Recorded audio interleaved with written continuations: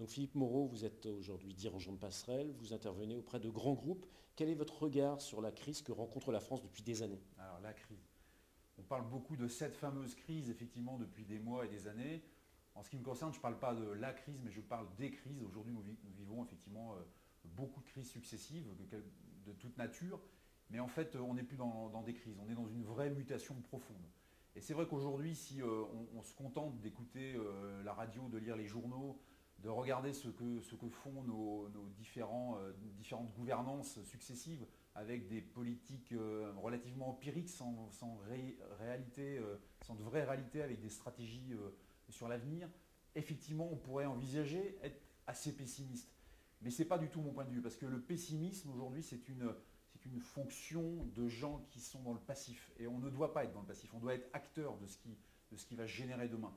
Et il ne faut pas oublier la vraie signification du mot crise. Et c'est un pays qui aujourd'hui nous montre l'exemple, d'ailleurs c'est la Chine, qui nous explique ce que signifie le mot crise. Crise, ça vient de Wei, qui signifie danger, et Ji, qui signifie opportunité. Et tout est là, en fait. On vit aujourd'hui, en fait, dans un grand domaine d'opportunités immenses, avec effectivement tous les dangers que cela peut comporter, mais les dangers, ça se maîtrise.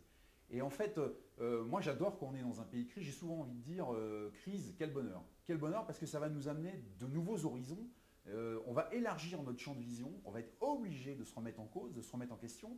Et si la gouvernance ne le fait pas, ce sont de toute façon nous, entrepreneurs, qui allons le faire, parce que c'est grâce à notre vision économique, macroéconomique, des choses, de la crise justement, qu'on va pouvoir définir les nouveaux champs d'application, les nouveaux business models. Et il y a un champ énorme aujourd'hui qui arrive devant nous sur ces fameuses crises. Moi, je suis plutôt content qu'il y ait de la crise aujourd'hui dans notre pays, au niveau du monde. Ça va forcément bouger les choses. On va être obligé d'avancer et de nouveau de construire. Et en fait, s'il fallait faire un parallèle, je ferai un parallèle avec la Renaissance.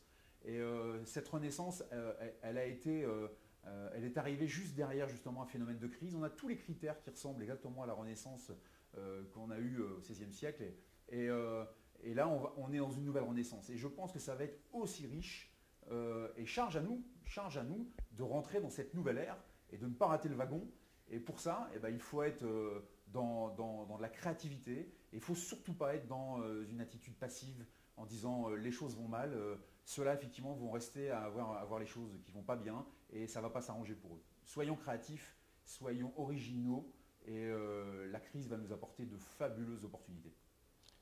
La grande différence par rapport à d'autres crises, c'est que celle-ci se joue au niveau mondial. Est-ce que la France a les armes pour faire face à cette concurrence internationale? La France a énormément d'armes. Le tout, c'est qu'elle s'en rende compte et qu'on puisse les utiliser. Un exemple, un seul. La France est le deuxième monde maritime au monde.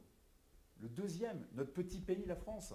On a une surface maritime incroyable. Et demain, la mer va nous apporter des opportunités incroyables de développement, incroyables, en termes d'énergie, en termes d'alimentation avec les algues pour nourrir la planète. On peut très bien nourrir une planète avec 10 ou 11 milliards d'habitants. Nous en sommes aujourd'hui à bientôt 7.